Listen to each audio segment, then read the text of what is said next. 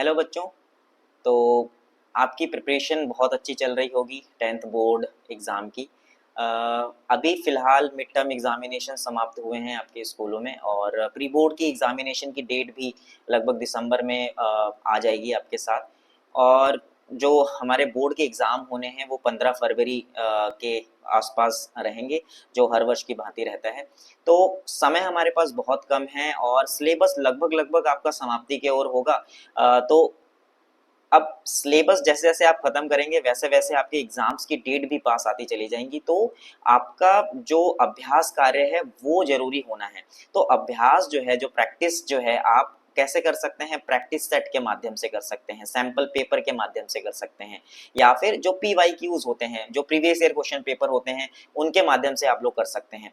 तो इसी कड़ी में हम लोग आज एक प्रैक्टिस सेट सॉल्व करने वाले हैं, मिल करके हम सॉल्व करेंगे, देखेंगे कि क्वेश्चन का पैटर्न कैसा है, किस तरीके के क्वेश्चन आते हैं, पूछे जाते हैं, कौन से टॉपिक पे हमको ज़्यादा फोकस करना चाहिए।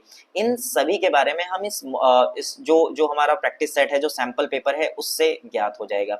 ये सैंपल सेट जो है डायरेक्टरेट ऑफ एजुकेशन दिल्ली द्वारा संचालित किया गया है। अब इस पेपर को अगर आपने सॉल्व किया तो आपको अपनी तैयारी और साथ-साथ में आपको किन टॉपिक्स पर, किन प्रकरण पर अभ्यास करना चाहिए, वो आपको पता चल जाएगा। तो आइए देखते हैं इस क्वेश्चन पेपर को। तो क्वेश्चन पेपर का पैटर्न आप लोगों को सभी को विदित ही होगा कि पूरे क्वेश्चन में आपको 39 क्वेश्चंस ही दिखाई देने वाले हैं, जो कि 5 सेक्शंस में डिवाइडेड रहता है। पहले सेक्शन में आपको 20 क्वेश्चंस दिखाई देंगे, जो कि वस्तुनिष्ठ प्रकार का होगा, जो एक-एक नंबर का होगा। दूसरा सेक्शन जो है वो उसमें 6 क्वेश्चंस आपको पूछे जाएंगे। तीसरे वाले सेक्शन में 7 क्वेश्चंस पूछे जाएंगे, जो 3 नंबर के होंगे। चौथे वाले सेक्शंस में आपको 3 क्वेश्चंस पूछे जाएंगे, जो कि 5-5 नंबर का होगा। और चौथा वाला जो नेक्स्ट वाला जो सेक्शन होगा वो 4 नंबर का होगा। अब ये जो है केस स्टडी वाले क्वेश्चंस होंगे, स्रोत आधारित प्रश्न होंगे इनसे संबंधित। तो आज के इस पूरे में मॉडल पेपर तो पूरा डिस्कस नहीं कर पाएंगे, सिर्फ पहले वाले सेक्शन को हम अच्छी तरीके से डिस्कस करने वाले हैं। पहले वाले सेक्शन में चूंकि एमसीक्यूज टाइप के क्वेश्चंस हैं, विकल्पीय टाइप के क्वेश्चंस रहते हैं, जो आपके मार्क्स को, टोटल मार्क्स को इन्हांस करेंगे, है ना। आप बढ़ाने का काम करेंगे, है ना। मार्क्स आप ज़्यादा अच्छे अर्जित कर सकते हैं इस 20 क्वेश्चंस में। तो आइए बढ़ते हैं पहले क्वेश्चंस पे। तो पहले क्वेश्चंस को देखो, पहला क्वेश्चंस क्या कहता है। तो पहले प्रश्न में दिया हुआ है कि निम्नलिखित में से किस अभिक्रिया को ऊष्मीय अपघटन अभिक्रिया भी कहा जा सकता है। अब ऊष्मीय अपघटन अभिक्रिया जानने से पहले आपको अपघटन अभिक्रिया के बारे में आपको जानना होगा कि अपघटन अभिक्रिया क्या होता है। आपने इसके बारे में सुना होगा कि अपघटन अभिक्रिया या फिर वियोजन अभिक्रिया के नाम से जरूर सुना होगा आपने, है ना। तो वियोजन मतलब कि टूटना, अपघटन मतलब कि टूटना। जब कोई भी अभिकारक, है ना, अभिकारक जिसको हम लोग किससे, रिएक्टेंट इंग्लिश में बोला जाता है, जब ये अभिकारक किसमें एक अभिकारक दो या दो से अधिक उत्पादों में टूट जाता है, उसको हम लोग कौन सा, विघटन अभिक्रिया या फिर वियोजन अभिक्रिया कहते हैं, है ना। मान लेते हैं कि हमारे पास कौन से एक प्रोडक्ट ये हो जाएगा P1, दूसरा क्या हो जाएगा P2। तो इस तरीके की अभिक्रिया को हम लोग क्या बोलते हैं, अपघटन अभिक्रिया बोलते हैं। अब इस अपघटन अभिक्रिया ये जो है वो 3 प्रकार की हो सकती है। कौन कौन सी, एक, इसको तोड़ने के लिए हम ऊष्मा का प्रयोग कर सकते हैं। इसको तोड़ने के लिए ऊष्मा या हीट देके हम इसको तोड़ा जा सकता है। दूसरा, इसको तोड़ने के लिए हम विद्युत का उपयोग कर सकते हैं, है ना, इलेक्ट्रिसिटी फ्लो करवा सकते हैं। और तीसरा क्या हो जाएगा, तीसरा हो जाएगा जो सूर्य के प्रकाश की उपस्थिति में, जो फोटो इलेक्ट्रिक जिसको हम लोग बोलते हैं, है ना, प्रकाश, है ना, प्रकाश, सूर्य के प्रकाश द्वारा होने वाली जो विद्युत अपघटनीय प्रकार है, उसको हम लोग बोला जाता है अपघटन अभिक्रिया, है ना। तो इस ऑप्शंस को देखो कि पहला तो संयोजन अभिक्रिया नहीं हो सकता। क्यों, संयोजन अभिक्रिया में क्या होता है, दो या दो से अधिक अभिकारक मिलकर के एक उत्पाद का निर्माण करते हैं, है ना। यहाँ पे जैसे कि मान लो कि आपके पास एक अभिकारक A है, दूसरा अभिकारक B है, और ये मिलकर के एक उत्पाद C बनाते होंगे, इसको संयोजन अभिक्रिया बोलेंगे। विस्थापन अभिक्रिया में एक एक मेटल जो है दूसरे मेटल को उसके विलयन से, है ना, विस्थापित करने का काम करता है, उसको हम लोग विस्थापन अभिक्रिया बोलते हैं। तीसरा अभिघटन अभिक्रिया भी बात की, द्विविस्थापन भी विस्थापन की तरह है। तो इसका आंसर क्या हो जाएगा, इसका आंसर हो जाएगा अपघटन अभिक्रिया, यानी कि बी ऑप्शन हो जाएगा इसका। ठीक है, नेक्स्ट क्वेश्चन देखो। नेक्स्ट क्वेश्चन में खाद्य सामग्री को संरक्षित करने के लिए उपयोग की जाने वाली एक अधातु है। अब देखिए, खाद्य को संरक्षित करना है ना, आपने पहले वाले चैप्टर में पढ़ा होगा कि पहले वाले चैप्टर में दो चीजें, लास्ट वाले में एक तो आपने संक्षारण पढ़ा होगा, दूसरा आपने पढ़ा होगा विकृत ग्रंथिता। एक तो संक्षारण हो जाएगा और दूसरा क्या हो जाएगा, विकृत गंधिता, विकृत गंधिता, ठीक है, विकृत गंधिता है ना, रेंसिडिटी जिसको इंग्लिश में बोला जाता है। अब ये क्या है, एक ऐसी प्रक्रिया है जिसमें खाद्य पदार्थों, जो तैलीय खाद्य पदार्थों या वसायुक्त खाद्य पदार्थों, उनको अपचयन से बचाने के लिए, है ना, उपचयन से, सॉरी, उपचयन से यानी कि ऑक्सीडेशन से बचाने के लिए उसमें ऑक्सीजन को निकालकर नाइट्रोजन गैस भरी जाती है। उसको हम लोग, इस प्रक्रिया को विकृत ग्रंथिता कहा जाता है, रेंसिडिटी कहा जाता है ना। तो इसका उत्तर क्या हो जाएगा, नाइट्रोजन गैस, यानी कि डी ऑप्शन हो जाएगा। राइटिंग थोड़ी सी बेकार बनेगी अभी फिलहाल के लिए, तो आप इसको एडजस्ट करें, चूंकि आप सबने पढ़ भी लिया होगा पहले। क्वेश्चन नंबर 3 देखो कि पीएच का मान 7 से कम यह दर्शाता है कि विलयन, ठीक है। अब पीएच का मतलब क्या हो गया, पीएच का मतलब क्या हो गया, पीएच आपने सुना होगा स्केल, पीएच स्केल, जहां पे हम अम्लीय, क्षारीय और उदासीनता को मापने का काम करते हैं। तो पीएच क्या है, पीएच एक पैमाना है जिसमें हम हाइड्रोजन आयन की सांद्रता को मापने का कार्य करते हैं, है ना। हाइड्रोजन आयन की सांद्रता कितनी है, अगर बहुत ज्यादा हाइड्रोजन आयन की सांद्रता है उसको अम्लीय मानेंगे, है ना, अगर बहुत कम है तो उसको क्षारीय मानेंगे, इस प्रकार से किया जाता है। तो आपने पढ़ा होगा कि जो हमारा पैमाना है, जो पीएच पैमाना है, वो कहां से कहां तक, 0 से स्टार्ट होता है और 14 तक समाप्त होता है, और बीच में कहीं पे यहाँ पे 7, है ना, इस तरीके का होगा। तो 0 से 7 के मध्य में आने वाले जितने भी विलयन होंगे, उनका अगर पीएच आता है 7 से कम, तो उसको हम लोग बोल देते हैं अम्लीय विलयन बोल देंगे। उसको कौन सी कैटेगरी में रख देंगे हम, अम्लीय विलयन कैटेगरी में। और जो 7 से 14 के मध्य में आएगा उसको हम लोग क्या बोल देंगे, क्षारीय विलयन बोल दिया जाएगा उसको, ठीक है। तो 0 से 7 के मध्य आने वाले को अम्लीय विलयन, 7 से 14 के मध्य आने वाले को हम लोग क्या बोल देंगे, क्षारीय विलयन बोल देंगे। जो 7 में आएगा एग्जैक्टली उसको हम लोग क्या बोल देते हैं, उसके लिए एक और टर्म है जिसका नाम है उदासीन, तो इसको हम लोग बोल देंगे उदासीन या न्यूट्रल हो जाएगा, ठीक है। तो इसका आंसर आपको खुद ही पता चल गया होगा कि पीएच का मान 7 से कम है, दर्शाता है विलयन कौन सा है, अम्लीय विलयन हो जाएगा। तो इजी क्वेश्चंस हैं, अगर आपको थोड़ा सा भी, है ना, थोड़ा सा कॉन्सेप्ट पता है तो आप आसानी के साथ इन क्वेश्चंस को सॉल्व कर लेंगे, और लगभग ऐसे ही क्वेश्चन पूछे जाते हैं एग्जाम में, ठीक है। नेक्स्ट क्वेश्चन देखें तो जल से उपचारित करने पर तैरने वाली धातुएं, है ना, जल से उपचारित करने वाले तैरने वाली धातुएं कौन सी हैं। अगर हम जल से अभिक्रिया करते हैं तो ऐसी कौन सी धातु है जो तैरती है जल के ऊपर। तो इसमें आप एक थोड़ा सा, एक छोटा सा ट्रिक लगा सकते हैं। आपने सुना होगा कक्षा 8 में भी कि सोडियम, है ना, सोडियम या Na, सोडियम धातु एक ऐसी धातु है जो जल के साथ बहुत तेजी के साथ अभिक्रिया करती है ना। अगर इसको आपने पानी में रख दिया तो ये क्या, उसी में आग पकड़ लेती है ना, इट कैचेस फायर। तो ये तो नहीं हो सकता, है ना। तो जहां जहां पर भी आपको सोडियम दिख रहा है वहां वहां पर ये ऑप्शंस तो नहीं हो सकते। तो आंसर आपका कौन सा हो जाएगा, मैग्नीशियम और कैल्शियम। तो इस विधि से भी आप ऑब्जेक्टिव क्वेश्चन सॉल्व किया जा सकता है। तो मैग्नीशियम और कैल्शियम में ऐसा क्या है, मैग्नीशियम और कैल्शियम जैसे ही ये किसके साथ, पानी के साथ अभिक्रिया करते हैं, तो पानी के साथ अभिक्रिया करने पे ये क्या, कौन सी गैस देते हैं, हाइड्रोजन गैस रिलीज करते हैं। अब ये जो हाइड्रोजन गैस है वो पानी में बुलबुलों के साथ ऊपर की ओर उठती है ना, और जैसे ही ये ऊपर की ओर उठेगी तो जो ये धातु के साथ चिपक जाती है, ये बुलबुले किसके साथ, धातु के साथ चिपक जाएंगी और इसको ऊपर की ओर तैराने में, फ्लोट करने में मदद करती हैं। तो इसका मुख्य रीजन ये हो जाएगा। तो चौथे का उत्तर आपका क्या हो जाएगा, मैग्नीशियम, ठीक है। नेक्स्ट क्वेश्चन की तरफ देखते हैं। क्वेश्चन नंबर 5, हाइड्रोक्लोरिक एसिड के तनु जलीय विलयन में निम्नलिखित में से कौन सा उपस्थित होता है।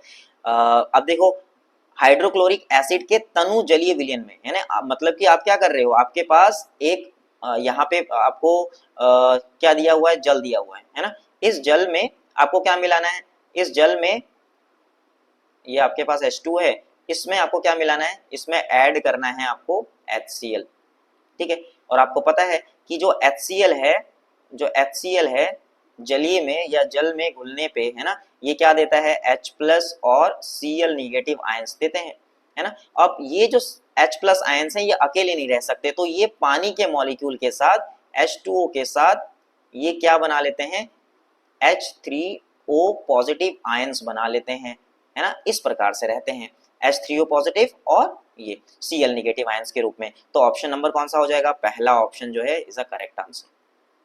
ठीक है, तो रिवीजन के साथ साथ आप ना प्रैक्टिस कीजिए, क्योंकि मोस्टली मैंने देखा है कि बच्चे एमसीक्यूज क्वेश्चन जो है बहुत गलतियां करते हैं एमसीक्यूज क्वेश्चंस में। याद रखें कि अगर आपने एमसीक्यूज क्वेश्चंस अच्छे से किए होंगे, सारे सही किए होंगे, लगभग लगभग सही किए होंगे, तो आपका ये वाला जो इम्पैक्ट है वो आपके सब्जेक्टिव क्वेश्चंस में भी पड़ता चला जाएगा। ठीक है, आगे बढ़ते हैं, फिर इसी में हम आगे की ओर बढ़े। तो क्वेश्चन नंबर 6 क्या कहता है, इसको देख लेते हैं। चलिए क्वेश्चन नंबर 6। तो क्वेश्चन नंबर 6 में देखो कि आशी एल्यूमिनियम और क्लोरीन से एल्यूमिनियम क्लोराइड बनाने का एक प्रयोग करती है, निम्नलिखित में से कौन सा विकल्प अभिक्रिया का रासायनिक समीकरण देता है। ठीक है, अब एल्यूमिनियम और क्लोरीन सभी में लगभग लगभग समीकरण वैसी हैं, आपको फॉर्मूला, है ना, अगर देखो, अगर आपने कक्षा 9th में जो फॉर्मूला बनाना सीखा होगा, है ना, जब एल्यूमिनियम क्लोराइड अगर आपको बनाना है तो आप एक तरफ क्या लिखते थे, एल्यूमिनियम लिखते थे, दूसरी तरफ क्या लिखते थे, क्लोरीन लिखते थे। एल्यूमिनियम के नीचे उसकी संयोजकता वैलेंसी लिखते थे, कितनी होती है, 3 होती है। क्लोरीन की कितनी होती है, 1 होती है। फिर आप क्या करते थे, फिर आप इनकी क्रॉस मल्टीप्लाई करते थे। तो यहां से जो आपका फॉर्मूला बनेगा वो क्या बनेगा, Al और Cl3। ठीक है, तो आपका जो फॉर्मूला बनने वाला है वो एल्यूमिनियम क्लोराइड बनने वाला है। तो एल्यूमिनियम क्लोराइड इनमें से कौन कौन से ऑप्शन में दिखाई दे रहा है, या तो आपका ऑप्शन सी होगा या तो ऑप्शन डी होगा, यानी कि आपके 50% जो चीजें हैं वो आपने निकाल दी। अब दो में से कौन सा होगा अब देखो, अब दोनों में अब आपको सिर्फ बैलेंसी का देखना है ना, AlCl3। अब देखो यहाँ पे 2 एल्यूमिनियम के हैं, यहाँ पर भी कितने हैं, 2 एल्यूमिनियम के। ठीक है, यहाँ पर 3 एल्यूमिनियम के हैं, यहाँ पर भी 3 एल्यूमिनियम के हैं। ठीक, दूसरे में अब देखो यहाँ पे क्लोरीन के कितने मॉलिक्यूल्स हो गए, 6। यहाँ पे क्लोरीन के कितने हैं, 3, और यहाँ पे 3 दूनी कितना हो जाएगा, 6 हो जाएंगे। यहाँ पे आप देखोगे 3 और सामने कितने हैं, 3 3 3 9 क्लोरीन के, तो ये तो नहीं हो सकता। तो एक्चुअल में जो बैलेंस होगा वो question option number C is the correct answer. ठीक है, तो ये ट्रिकी वाला क्वेश्चन है, ट्रिकी वाला नहीं कहेंगे, अगर आपको फॉर्मूला आपको याद है या फॉर्मूले से, और उसके बाद बैलेंसिंग का खेल है बस। ओके, नेक्स्ट क्वेश्चंस की ओर बढ़ते हैं। तो क्वेश्चन नंबर 7 कि जब बेरियम हाइड्रोक्साइड में हाइड्रोक्लोरिक एसिड मिलाया जाता है तो एक सफेद रंग का यौगिक बनता है, निम्नलिखित में से कौन सा विकल्प पूर्ण रासायनिक अभिक्रिया देता है। ठीक, एक चीज याद रखें कि इन क्वेश्चन के पैटर्न से आपको क्या समझ में आया कि आपको चैप्टर नंबर 1 में आपको बैलेंसिंग करना भी आना चाहिए, है ना, संतुलित रासायनिक समीकरण आपको बनाना आना चाहिए। ठीक है, तो बेरियम ऑक्साइड, बेरियम हाइड्रोक्साइड की बात कर रहे हैं, तो बेरियम हाइड्रोक्साइड Ba और OH का होल ट्वाइस, बेरियम हाइड्रोक्साइड, इसकी अभिक्रिया किसके साथ हो रही है, HCl के साथ, है ना, हाइड्रोक्लोरिक एसिड के साथ इसकी अभिक्रिया होती है। ठीक है, हाइड्रोक्लोरिक एसिड के साथ। ठीक है, आप देखोगे तो ये क्या है, एक क्षार है ना, एक क्षारक है ना, बेस है। ये क्या है, अम्ल है। जब अम्ल और क्षार की अभिक्रिया होती है तो क्या बनता है, लवण बनता है, और साथ में जल मिलता है, तो जल तो आना ही चाहिए, है ना, H2O तो बनेगा ही बनेगा। ठीक है, H2O आपका आने वाला है, सॉरी, H2O तो आपको बनेगा ही, है ना। साथ में आप क्या बनने वाला है, साथ में क्या बनेगा, बेरियम क्लोराइड बनने वाला है। तो बी, इसमें कौन सा ऑप्शन हो जाएगा, हाइड्रोक्साइड।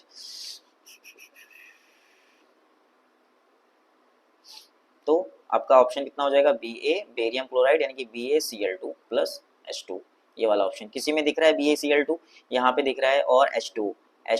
देखो नीचे वाले ऑप्शंस तो नहीं हो सकते, 2 वाले कट हो जाएंगे, तो पहला वाला और दूसरा वाला ऑप्शन होगा। अब इसी को आपको क्या करना है, अब इसी को बैलेंस बनाना है। ठीक है, अब देखो यहाँ पे ये Cl के कितने हैं, Cl का यहाँ पे 2 है, यहाँ पे कितना है, 1 है, तो यहाँ पे कितना, यहाँ से आपको 2 से करना पड़ेगा, 2 Cl हो जाएंगे, यहाँ पर भी 2 Cl हो जाएंगे।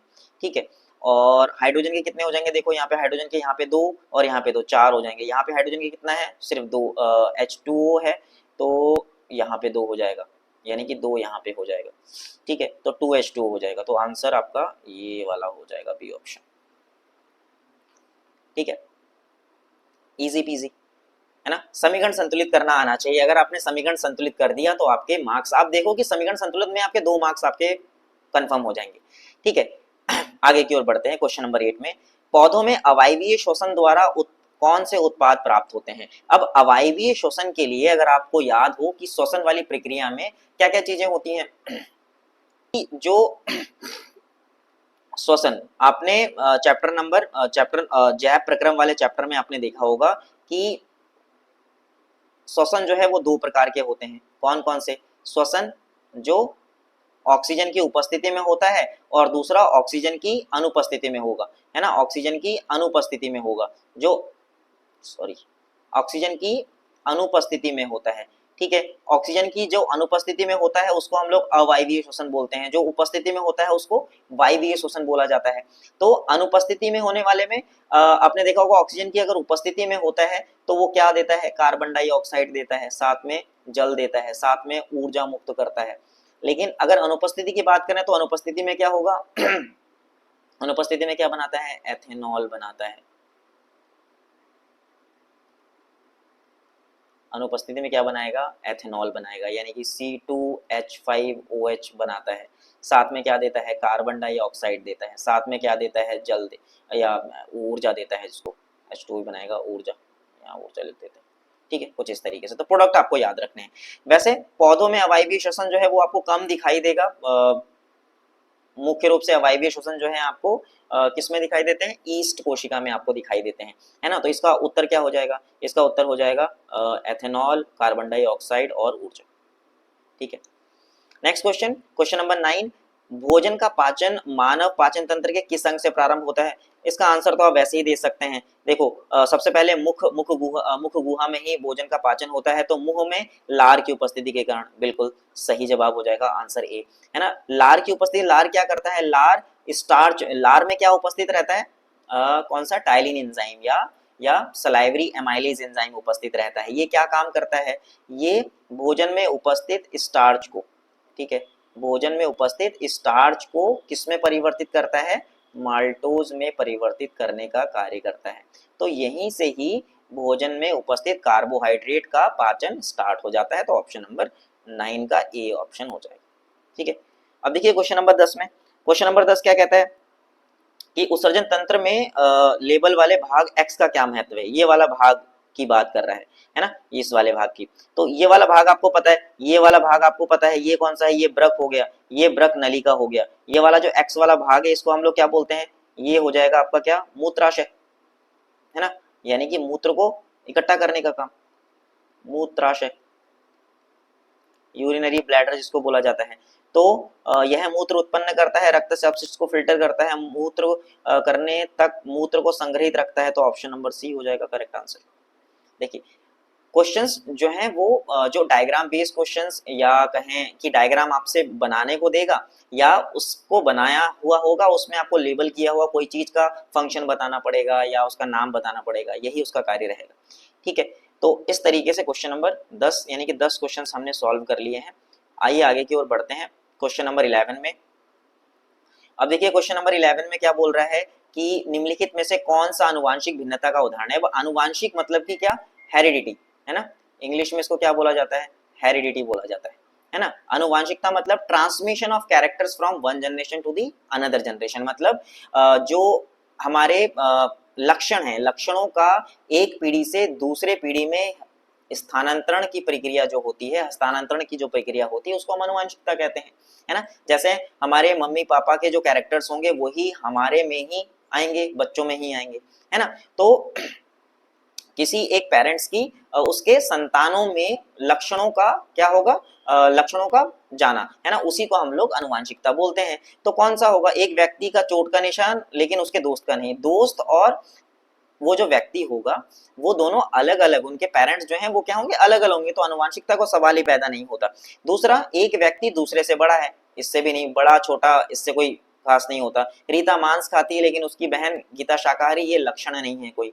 ठीक है, और लास्ट वाला ऑप्शन हो जाएगा, दो बच्चों की आंख का रंग जो है अलग अलग, है ना। एक ही माता पिता से जन्मे दो बच्चे हैं, उनकी आंखों का जो रंग है, एक का जो है काला है, दूसरा जो है वो भूरा है, तो ये आनुवांशिकता का भिन्नता का एक उदाहरण हो सकता है। ठीक है, इजी क्वेश्चंस। क्वेश्चन नंबर 12, निम्नलिखित में से कौन सा मानव आहार नाल में शरीर के अंगों का सही क्रम है। तो ये तो बहुत इजी क्वेश्चन है। इसमें सबसे पहले आपका क्या हो जाएगा, मुख आ जाएगा, उसके बाद ग्रास नली आ जाएगी, आमाशय आ जाएगा, छोटी आंत आ जाएगा, फिर बड़ी आंत हो जाएगा, ऑप्शन नंबर बी। ठीक। क्वेश्चन नंबर 13 देखिए, प्रकाश के परावर्तन के संबंध में कौन सा कथन सत्य है? आपतन और परावर्तन कोण। अब देखिए, प्रकाश का परावर्तन किसे कहते हैं?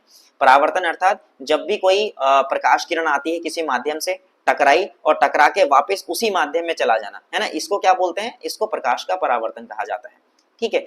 तो प्रकाश के परावर्तन से संबंधित दो नियम हैं कि आने वाली किरण यानी कि आपतित किरण, है ना, जाने वाले किरण अर्थात परावर्तित किरण, और अभिलंब, इनके बीच में तीनों एक ही तल में उपस्थित रहते हैं, पहला नियम। दूसरा, आपतन कोण और परावर्तन कोण दोनों का मान क्या होगा? बराबर होगा। क्या हमको ऑप्शन दिख रहा है कोई इसी में? तो आपतन कोण और परावर्तन कोण का मान बराबर होता है आपस में, तो ऑप्शन नंबर ए जो है करेक्ट आंसर हो जाएगा। ठीक है। अब देखिए नेक्स्ट क्वेश्चन की ओर बढ़ते हैं, क्वेश्चन नंबर 14 पे। अब एक वस्तु को 20 सेंटीमीटर फोकल लंबाई के अवतल दर्पण के सामने 40 सेंटीमीटर की दूरी पर रखा गया है। अवतल दर्पण आपको पता होगा। अवतल दर्पण क्या होता है? अवतल दर्पण में जहां पे इसका बाहरी पृष्ठ कैसा होता है? बाहरी पृष्ठ हम क्या करके रखते हैं? चमकदार रहता है ना। ये आपका प्रिंसिपल एक्सिस हो जाएगा, मुख्य फोकस हो जाएगा। प्रिंसिपल एक्सिस या मुख्य फोकस, यहाँ पे क्या रहेगा आपका एफ, और यहाँ पे सेंटर ऑफ कर्वेचर मान लेते हैं सी है। ठीक। तो इन्होंने कहा कि एक वस्तु को 20 सेंटीमीटर फोकल लंबाई, यानी कि यहाँ से यहाँ तक की जो लंबाई है जिसको हम लोग फोकस दूरी कहते हैं, है ना, जिसकी कितनी है? 20 सेंटीमीटर है यहाँ से यहाँ तक, और दर्पण के सामने 40 सेंटीमीटर की दूरी पर रखा गया है। मतलब कि इसके डबल पे, यानी कि वक्रता केंद्र पे रखा हुआ है, यहाँ पे रखा हुआ है वस्तु 40 सेंटीमीटर, यहाँ से यहाँ तक की दूरी कितनी है? 40 है। ठीक। तो जब हम क्या करते हैं, जब आप वस्तु को वक्रता केंद्र पे रखते हैं तो जो इसका प्रतिबिंब बनता है वो भी कहाँ पे बनता है? यहीं पे बनेगा, इस वाले जगह पे बनेगा, है ना। और कैसा बनेगा? उल्टा बनेगा, समान आकार का बनेगा। क्या ऐसा कहीं दिख रहा है?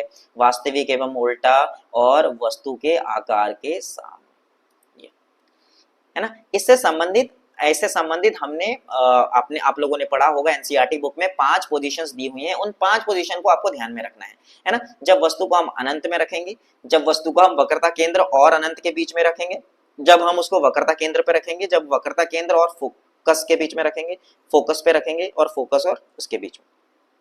तो इस तरीके से 5 पोजीशंस है, 5-6 पोजीशंस हैं, जिसको आपको याद कर लेना है, उसी पे एक क्वेश्चन फिट बैठ गया। ठीक है, फिजिक्स का क्वेश्चन। तो क्वेश्चन नंबर 14 जो है वो उसका आंसर क्या हो जाएगा? डी ऑप्शन हो जाएगा। देखिए क्वेश्चन नंबर 15 देखिए, एक खाद्य श्रृंखला में एक पोषी स्तर दूसरे पोषी स्तर तक प्रभावित होने वाली ऊर्जा की मात्रा है। ठीक। पोषी स्तर का मतलब जैसे जैसे कोई खाद्य श्रृंखला बना लेते हैं, मान लो ये हो जाएगा घास, और इस घास को खाने वाला कौन है? इस घास को खाने वाला है हिरन। ठीक है। और इस हिरन को खाने वाला कौन है? शेर। ठीक। अब घास, हिरन और शेर, और ये इनको हम लोग क्या बोलते हैं? उत्पादक। इनको उत्पादक कहा जाता है। ये क्या हो जाएगा? शाकाहारी हो जाएगा, या प्राइमरी कंज्यूमर्स बोलेंगे, प्राथमिक उपभोक्ता। ये द्वितीय उपभोक्ता हो जाएंगे। ठीक। तो जब इनको हम लोग पोषी स्तर, ये प्रथम पोषी स्तर है। ठीक। ये फर्स्ट ट्रॉपिक लेवल हो जाएगा, ये ट्रॉपिक लेवल 1 हो जाएगा, इसको हम लोग ट्रॉपिक लेवल 2, पोषी स्तर 2, ये पोषी स्तर 3। तो इन्होंने क्या पूछा है कि एक खाद्य श्रृंखला में एक पोषी स्तर से दूसरे पोषी स्तर तक प्रभावित होने वाली ऊर्जा की मात्रा है। तो उन्होंने कहा कि यहां से यहां तक जाने में, पहले ट्रॉपिक लेवल से दूसरे ट्रॉपिक लेवल तक आने में ऊर्जा की कितनी मात्रा होती है? तो हमने पढ़ा है 10% लॉ, यानी कि 10% ऊर्जा ही आगे की ओर जाती है। जो किसने दिया था? एक साइंटिस्ट का नाम, जिसका साइंटिस्ट का नाम क्या था? लिंडमैन। ठीक है। लिंडमैन एक साइंटिस्ट थे जिन्होंने इस नियम का प्रतिपादन किया था। इसको हम लोग 10% लॉ के नाम से भी जाना जाता है। ठीक है, 10% नियम। ठीक है, 10% नियम कहा जाता है इसको। समझ में आ गया होगा आपको। ठीक है, तो इसका ऑप्शन कितना हो जाएगा? ऑप्शन नंबर 20 का आंसर हो जाएगा। क्वेश्चन नंबर 16, प्राथमिक उपभोक्ता। आप देखिए इसी क्वेश्चन से दूसरा वाला क्वेश्चन भी हो जाएगा। प्राथमिक उपभोक्ता है, मैंने कहा उपभोक्ता जो कंज्यूम करने वाला है। ठीक है, उपभोक्ता अर्थात कंज्यूम करने वाला। तो घास क्या है? घास है उत्पादक, यानी कि ये भोजन को बनाने का कार्य करते हैं। जबकि हिरण जो है वो कैसे हैं? जो घास को खाने वाले हैं। तो अर्थात घास जो है घास को खाने वाला है, तो ये प्राथमिक उपभोक्ता हो जाएगा, है ना, प्राइमरी कंज्यूमर्स। तो इसका ऑप्शन क्या हो जाएगा? ये क्या है? शाकाहारी हो जाएगा, जो घास को खाने वाले होंगे। तो ऑप्शन हमारा क्या हो जाएगा? Answer B. आई होप आपको समझ में आ रहा होगा। ये अगर आप एक बार सिलेबस को रिवाइज करेंगे तो आराम से इन क्वेश्चंस को आप आसानी के साथ कर सकते हो, बहुत इजी है ना। तो एक बार आप कीजिए, उसके बाद इन क्वेश्चंस को दोबारा मेरे साथ बनाइए और ये साथ साथ में होता चला जाएगा, आपके तैयार जो टॉपिक जो है वो तैयार होते चले जाएंगे। ठीक है, क्वेश्चन नंबर 17 देखो। क्वेश्चन नंबर 17 से 20 तक दो कथन शामिल है, अभिकथन ए और कारण आर, जो नीचे दिए गए विकल्पों में से उचित विकल्प का चयन करके इन प्रश्नों का उत्तर दें। ठीक, यदि ए और आर दोनों सत्य हैं तो और आर ए की सही व्याख्या है तो ऑप्शन ए हो जाएगा। यदि ए और आर दोनों सत्य हैं और क्या हो जाएगा, आर और ए की सही व्याख्या नहीं करता तो ऑप्शन हो जाएगा बी। अगर ए ठीक है और दूसरा गलत है तो सी ऑप्शन हो जाएगा, अगर पहला ही गलत है तो डी ऑप्शन हो जाएगा। आइए देखते हैं इन क्वेश्चंस को। क्वेश्चन नंबर 17, क्वेश्चन नंबर 17 का अभिकथन कहता है कि वनस्पति पदार्थ का खाद में अपघटन ऊष्माक्षेपी अभिक्रियाओं का उदाहरण है। ऊष्माक्षेपी अभिक्रिया कौन सी अभिक्रिया होती हैं? ऊष्माक्षेपी अभिक्रियाएं जो रासायनिक अभिक्रिया में ऊष्मा प्रदान करती हैं, जिसमें से ऊष्मा निकलती है, उसको हम लोग ऊष्माक्षेपी अभिक्रिया बोलते हैं। तो वनस्पति पदार्थ जब खाद यानी बनता है तो आप देखना होगा कि हीट निकलती है, तो ये क्या है, ऊष्माक्षेपी अभिक्रिया है। सही बात है, यानी कि पहला ऑप्शन तो हमारा सही है, मींस अभिकथन सही है। ऊष्माक्षेपी अभिक्रिया वे अभिक्रिया होती है जिसमें ऊष्मा उत्पन्न होती है। सही बात है, दोनों को दोनों सही है और पहले वाला कारण जो है अभिकथन को सही भी ठहराता है, तो इसका ऑप्शन क्या हो जाएगा, ए उत्तर हो जाएगा। Easy question. ठीक है, दूसरा देखिए क्वेश्चन नंबर 18, अभिकथन बीजाणु एक कोशिकीय निकाय है। बीजाणु अर्थात इसको हम लोग बोलते हैं इंग्लिश में स्पोर। ठीक है, स्पोर जो होते हैं वो क्या होते हैं, रिप्रोडक्टिव बॉडीज होते हैं, है ना। यानी कि जिससे एक ऐसी बॉडी, एक ऐसा स्ट्रक्चर, ऐसी संरचना जिससे नए जीव का निर्माण होगा, वो एक कोशिकीय होता है, जो कि सही बात है। ठीक, दूसरा, परिपक्व होने पर मूल शरीर छोटे छोटे टुकड़ों में टूट जाता है। परिपक्व होने पर टूटता नहीं है, उसी से एक नया जीव निकल जाता है, तो दूसरा तो ऑप्शन जो है वो गलत है। इसका ऑप्शन कितना हो जाएगा, सी। ठीक, क्वेश्चन नंबर 19 देखिए, धारावाही वृत्ताकार कुंडली के केंद्र पर उत्पन्न चुंबकीय क्षेत्र की ताकत कुंडली के माध्यम से बहने वाली धारा को बढ़ाने पे बढ़ जाती है। अब देखिए, अगर आपके पास कोई धारावाही कुंडली है ना, मान लो कि एक सर्कुलर इस तरीके से आपके पास क्या है, एक तार है जिसके अंदर विद्युत प्रवाहित हो रही है। तो विद्युत प्रवाहित होने जब भी तार में या किसी भी चालक में विद्युत प्रभावित होती है तो उसके आसपास एक चुंबकीय क्षेत्र भी उत्पन्न हो जाता है ना। ये चुंबकीय क्षेत्र उत्पन्न हो जाएगा, चुंबकीय क्षेत्र। ठीक है, चुंबकीय क्षेत्र उत्पन्न हो जाता है, मैग्नेटिक फील्ड जनरेट हो जाता है ना। अब ये जो मैग्नेटिक फील्ड है वो डिपेंड करता है किस पे, कि किस पे डिपेंड करेगा, मैग्नेटिक फील्ड डिपेंड करेगा, B is directly proportional to I, की तार के अंदर कितनी विद्युत प्रभावित हो रही है, इस बात पे निर्भर करेगा। उसके समानुपाती होगा, जितना विद्युत धारा होगा उतना ही जितना विद्युत धारा होगा उतना क्या होगा, चुंबकीय क्षेत्र भी जनरेट होगा। ठीक है, दूसरा, अब ये चुंबकीय क्षेत्र किस पे निर्भर करेगा, जैसे जैसे हम आगे की ओर बढ़ते चले जाएंगे चुंबकीय क्षेत्र जो है वो और कम हो, यानी कि दूरी के व्युत्क्रमानुपाती होता है, अर्थात B is inversely proportional to 1/r। तो इसमें देखिए कि धारावाही वृत्ताकार कुंडली के केंद्र पर उत्पन्न होने वाली चुंबकीय क्षेत्र बढ़ने के साथ बढ़ती है, तो ये तो सही हो जाएगा। चुंबकीय क्षेत्र की ताकत कुंडली में प्रवाहित धारा के व्युत्क्रमानुपाती है, तो ये वाला ऑप्शन गलत है, तो आपका ऑप्शन हो जाएगा सी नंबर, पहला सही है दूसरा गलत। ठीक है, 20वां देखिए, इस क्वेश्चन को देखें, 20वां क्वेश्चन को। तो जैव निम्नीकरणीय पदार्थों के विघटन परिणाम स्वरूप खाद का निर्माण होता है और प्राकृतिक पुनः पूर्ति होती है। सही बात है, जैव निम्नीकरणीय बायोडिग्रेडेबल सब्सटेंस जो होते हैं, जैसे केले का छिलका या जो भी सब्जी हमने रखी, उसको आप क्या करो, वो सड़ने के बाद क्या हो जाएगा, वो मिट्टी में मिल जाएगा, यानी कि उसके जितने भी पोषक तत्व हैं वो सारे के सारे मिट्टी में मिल जाएंगे, है ना। तो ये सही बात है, यह एक जटिल कार्बनिक पदार्थ का सरल कार्बनिक पदार्थों में विघटन के कारण होता है, बिल्कुल सही बात है ना। तो इसका ऑप्शन क्या हो जाएगा, ए उत्तर हो जाता है। ठीक है, तो इस प्रकार से हमने सेक्शन ए के सभी मल्टीपल चॉइस क्वेश्चंस को सॉल्व कर लिया है। देखा आप कितना आसानी के साथ हमने ये क्वेश्चन सॉल्व कर लिए, है ना। ये अगर आप सिर्फ एक बार दो बार इसको पढ़ेंगे तो आसानी के साथ आप क्वेश्चंस को सॉल्व कर सकते हैं, 20 के 20 नंबर आप अर्जित कर सकते हैं डायरेक्टली। ठीक है, अब इसके जो सेक्शन बी हैं और बाकी के जो सेक्शंस हैं किस तरीके से सॉल्व करना है, कितना लिखना है, ये हम नेक्स्ट वाले वीडियो पे चर्चा करेंगे। उम्मीद है कि आपको ये लेक्चर बहुत अच्छा समझ में आया होगा, और अगर आपको समझ में आया है और आप अपने दोस्तों के साथ इसको शेयर भी करें ताकि उनको भी इसका लाभ मिलता रहे। साथ साथ में बाकी हम नेक्स्ट वाली वीडियो में मिलते हैं, तब तक के लिए थैंक यू।